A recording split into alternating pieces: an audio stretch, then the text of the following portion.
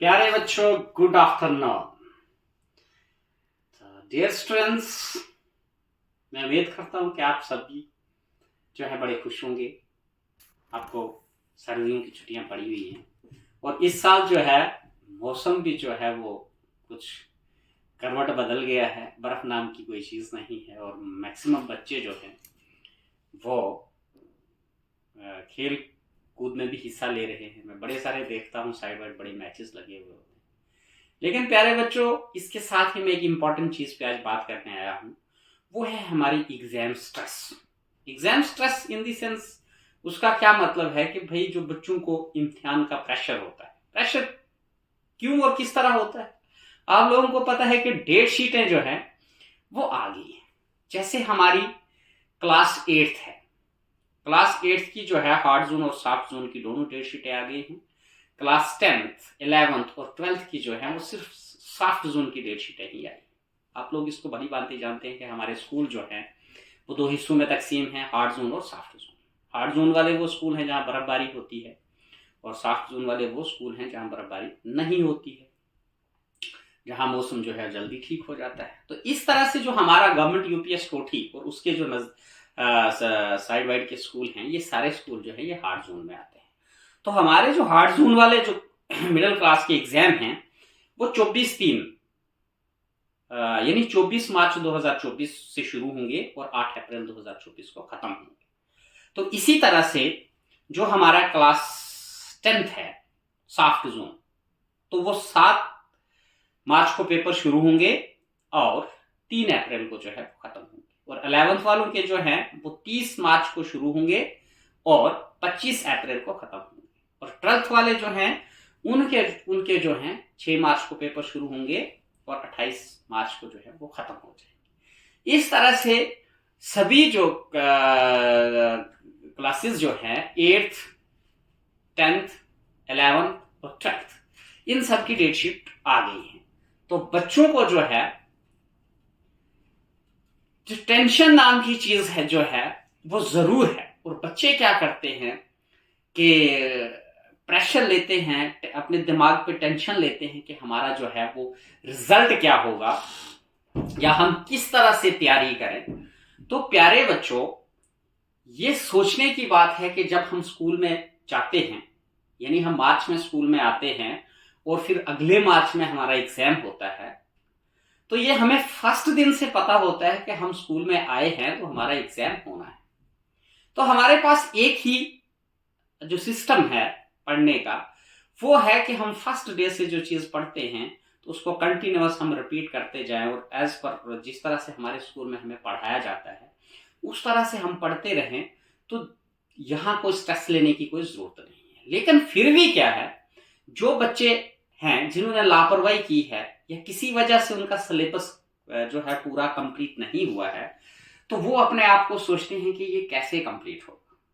तो एग्जाम जो है कोई वो इतनी बड़ी आफत नहीं है, उसमें आप लोगों को कोई पूरी बुक नहीं लिखनी है कि आपको जो है पेज नंबर फर्स्ट से लेकर पेज नंबर लास्ट तक जो है सारी कहानी लिखनी है। नो, पास परसेंटेज जो है वो बड़ी कम होती है। यानी 100 में से अगर आप 33% मार्क्स लाते हैं तो आपका एग्जाम जो है वो क्लियर हो जाता है। तो एग्जाम पास करना जो है वो इतना मुश्किल नहीं है। फिर रही बात, हमारे यहाँ क्या होता है, बच्चों में कंपटीशन होता है जी, मैंने उससे ज्यादा मार्क्स लाने हैं, या पेरेंट का प्रेशर होता है कि पेरेंट्स जो है वो प्रेशर करते हैं कि भाई तेरे इतने मार्क्स आने चाहिए। वो बच्चे जिनको पेरेंट्स का प्रेशर है, उन बच्चों के लिए तो एग्जाम स्ट्रेस होना बहुत जरूरी है। उनको तो होती ही होती है, क्योंकि पेरेंट्स का उनको प्रेशर रहता है, सोसाइटी का प्रेशर रहता है, तो वो बच्चे जो है वो बड़ी परेशानी फील करते हैं। लेकिन आप लोगों ने क्या करना है, परेशानी फील नहीं करनी। आपने कंटिन्यूअस जो है बुक्स के साथ इंगेज रहना है और जो बुक है वो आपने कंटिन्यूअस रिपीट करनी है। अपना जो सिलेबस है उसको आपने कंटिन्यूअस रिपीट करना है। और ऐसे बच्चे जिनके अंदर खुद ही एक क्यूरियोसिटी है कि मैंने अच्छे मार्क्स लाने हैं, तो उनको तो स्ट्रेस होता ही, वो तो इतना स्ट्रेस लेते ही नहीं है, क्योंकि वो क्या करते हैं कि पहले दिन से ही अच्छी तरह से मेहनत करते हैं और वो दिन रात मेहनत करते हैं। लेकिन रहे वो हमारे बच्चे जो लापरवाही करते हैं पढ़ने में और due to the force of parents या उनको प्रेशर रहता है बच्चों पढ़ो पढ़ो पढ़ो, तो ऐसे बच्चों को थोड़ी सी एग्जाम स्ट्रेस रहती है। लेकिन उन बच्चों को भी क्या करना है, आपने प्रेशर नहीं लेना है, आपने घबराना नहीं है। अगर आप एग्जाम में कुछ अच्छा नहीं कर पाते हैं या आपका एग्जाम पास नहीं होता है तो भी जिंदगी खत्म नहीं होती है, जिंदगी में और बहुत सारी चीजें होती है। नॉट ओनली दिस एग्जामिनेशन और दिस एजुकेशन, यही चीज नहीं है, पढ़ना है आपको, पढ़ाई जो है आपको मोस्ट इंपॉर्टेंट है। लेकिन अगर आप में आपके मार्क्स कम भी आते हैं, मानी बात आप एग्जाम में रिपेयर हो जाते हैं, तो आपको घबराना नहीं।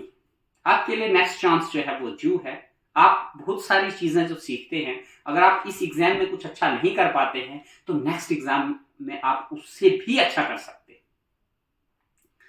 मेरा जो मैं अपना तजर्बा, जो मेरा एक्सपीरियंस है, अगर वो मैं शेयर करूं, मैंने अपनी मास्टर्स इन पॉलिटिकल साइंस की है और इसके साथ साथ बीएड की है।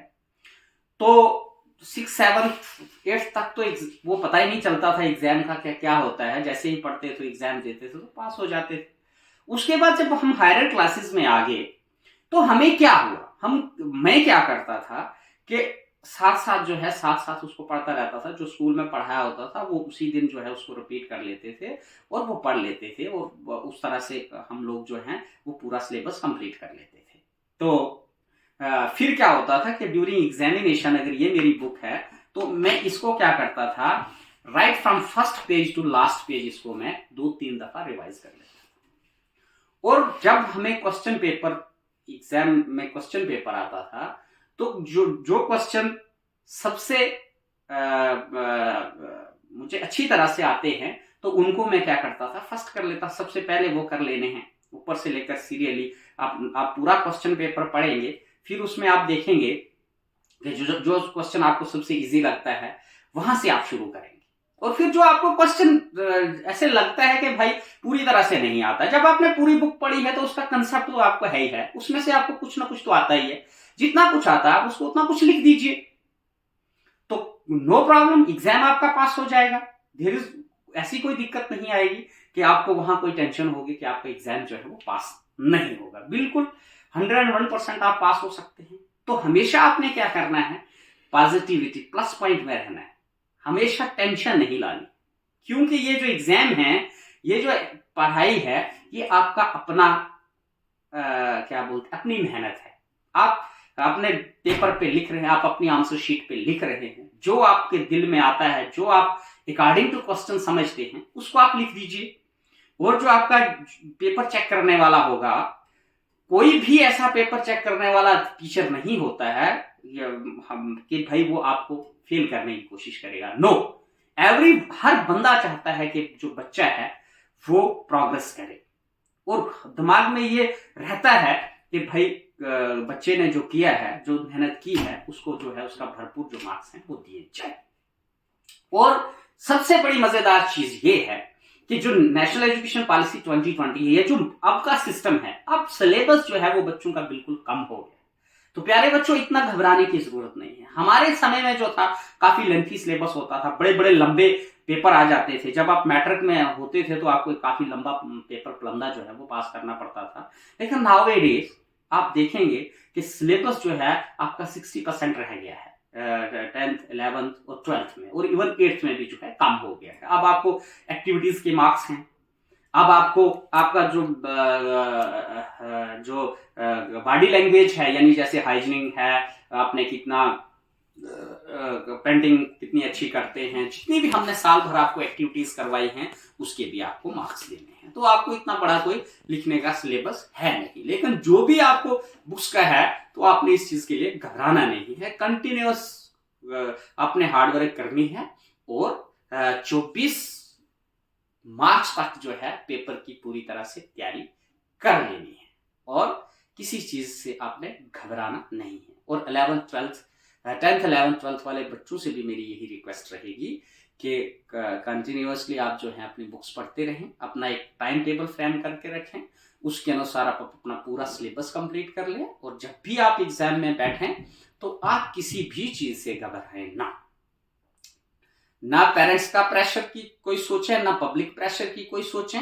आप ये सोचें कि ये आपका अपना काम है। अगर आप अच्छे मार्क्स लाते हैं तो अपने लिए हैं, कम लाते हैं तो अपने लिए हैं। अगर आप रिपेयर हो जाते हैं तो किसी का कुछ नहीं जाता है, आपका भी कुछ नहीं जाता है। अगले बारी आप जो है अच्छे मार्क्स ला सकते हैं।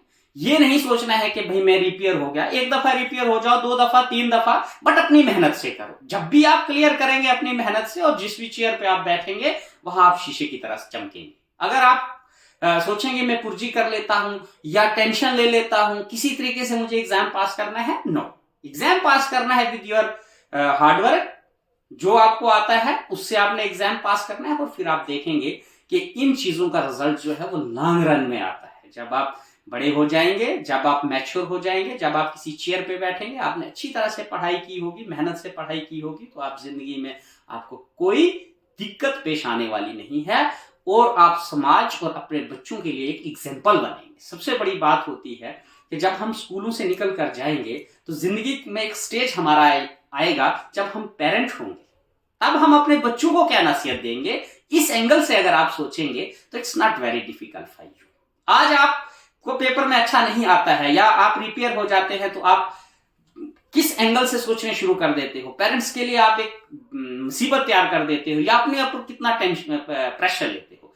इस तरह आप सोचिए कि अगर आपका बच्चा उस तरह से करेगा तब तो आप क्या करें। तो आपने इस एंगल से सोचना है कि हमने समाज में जो है अच्छे तरीके से रहना है, पीसफुली रहना है, और हर एक चीज को अच्छे तरीके से टैकल करना है।